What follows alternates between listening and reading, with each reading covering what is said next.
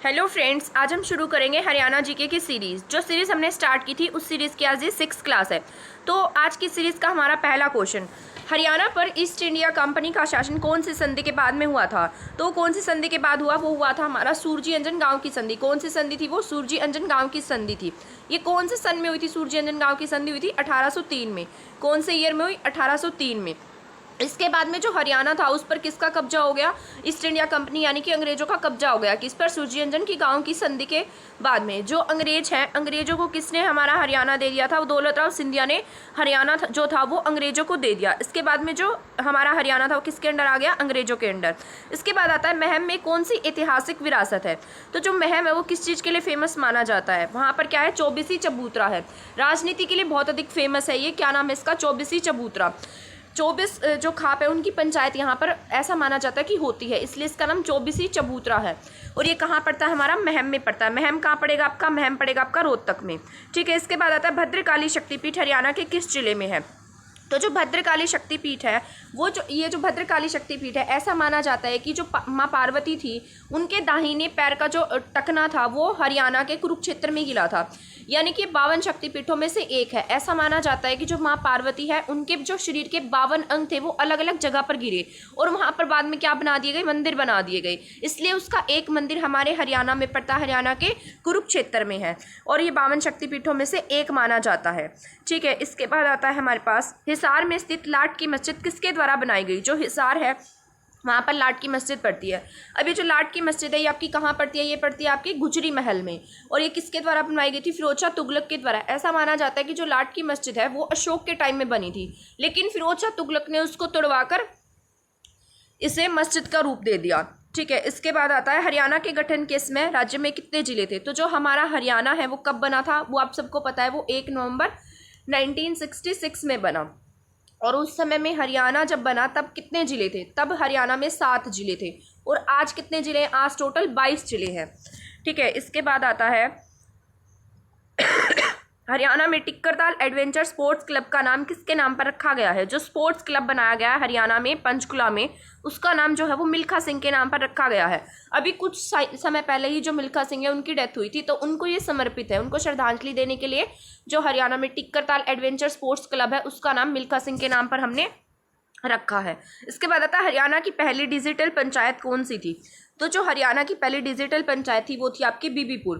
बीबीपुर एक गांव है, वो कहाँ पड़ता है? आपका जींद में पड़ता है। कहाँ पड़ता है? जींद में पड़ता है। मतलब डिजिटल का मतलब ये होता है कि जो भी काम है वो आपका ऑनलाइन होता है, वहाँ पर पेपरलेस काम कर दिया गया है। मतलब जितने भी उनके डॉक्यूमेंट वगैरह जो भी आपको देखना है वहाँ उनकी वेबसाइट पर आपको वो अवेलेबल मिलेगा। ठीक है। इसके बाद आता है हरियाणा के शिक्षा मंत्री कौन है? तो जो हरियाणा के शिक्षा मंत्री हैं उनका नाम क्या है? कंवरपाल गुर्जर। क्या नाम है उनका? कंवरपाल गुर्जर जो है हरियाणा के क्या है? शिक्षा मंत्री हैं। ये वैसे यमुनानगर से है और ये जगाधरी सीट से विधायक बने हुए हैं और हरियाणा के क्या हैं? ये शिक्षा मंत्री हैं। देश की सबसे बड़ी अंतर्राष्ट्रीय जो शूटिंग रेंज है वो हरियाणा के कौन से जिले में बनेगी? तो वो आपकी बनेगी सोनीपत में। कहाँ बनेगी? सोनीपत में इंटरनेशनल शूटिंग रेंज बनाई जाएगी। इसके बाद आता है हरियाणा में कोथली उपहार किस अवसर पर दिया जाता है? तो ये आप सबको पता है, जो हरियाणा में कोथली है वो कब दी जाती है? तीज के अवसर पर दी जाती है। इसके बाद आता है पितरों के श्राद्ध के लिए गया बिहार जैसा महत्व किस तीर्थ स्थल को दिया गया है? जो हमारा हरियाणा है वहाँ हरियाणा में 2 ऐसे तीर्थ स्थल है जो मतलब श्राद्ध वगैरह के लिए फेमस है। एक आपका है पिहोवा और एक आपका पड़ता है पांडु पिंडारा। पांडु पिंडारा आपका जींद में है और पिहोवा आपका कहाँ है? कुरुक्षेत्र में। परंतु जो बिहार गया जैसा है वो आपका पिहोवा है, पांडु पिंडारा नहीं है। तो अगर आपसे पूछा जाए कि गया बिहार जैसा महत्व किस तीर्थ स्थल को दिया जाता है, तो वो किसे दिया जाता है? आपका पिहोवा को दिया जाता है। कानोड़ का किला किस नगर में है? तो जो कानोड़ है वो कौन से जिले में पड़ता है? कानोड़ का किला वो आपका पड़ता है महेंद्रगढ़ में। कहाँ पड़ता है? महेंद्रगढ़ में। जो कानोड़ है वो क्या है? एक ब्राह्मण जाति थी और ब्राह्मण जाति के नाम पर ही क्या बनाया गया? कानोड़ का किला बनाया गया है। ब्राह्मणों की अधिकता होने के कारण पहले महेंद्रगढ़ का नाम क्या था? कानोड़ ही था, इसलिए कानोड़ का किला कहाँ है? हमारा महेंद्रगढ़ में है। हरियाणा की सोलर सिटी किसे कहा जाता है? जो सोलर सिटी है हरियाणा की वो कौन सी आपकी? गुरुग्राम। कौन सी है आपकी सोलर सिटी? वो गुरुग्राम है, ठीक है। इसके बाद आता है हरियाणा के किस शहर को शहीदों का शहर कहा जाता है? तो जो शहीदों का शहर है वो क्या है? झज्जर। शहीदों का शहर कौन सा है? झज्जर है। यहाँ पर ऐसा माना जाता है कि सबसे ज़्यादा जो शहीद हैं वो झज्जर गाँव के हैं। और जो शहीदों का गाँव है वो कौन सा है? वो तिगाँव है आपका। कौन सा है शहीदों का गाँव? तिगाँव। वो आपका कहाँ पड़ता है? फरीदाबाद में। और जो शहीदों का शहर है वो क्या है? झज्जर है। और झज्जर शहीदों का शहर, शहीदों का गाँव क्या है? तिगाँव। इसके बाद आता है हरियाणा विद्यालय शिक्षा बोर्ड की स्थापना कब हुई थी? तो जो हरियाणा विद्यालय शिक्षा बोर्ड की स्थापना है वो आपकी कब हुई थी? 1969 में हुई थी। कब हुई थी? 1969 में। और इसे ट्रांसफ़र कब किया गया? ये जब बनाया गया था तब इसकी स्थापना चंडीगढ़ में की गई थी, लेकिन 1981 में इसे बाद में भिवानी में ट्रांसफ़र कर दिया गया।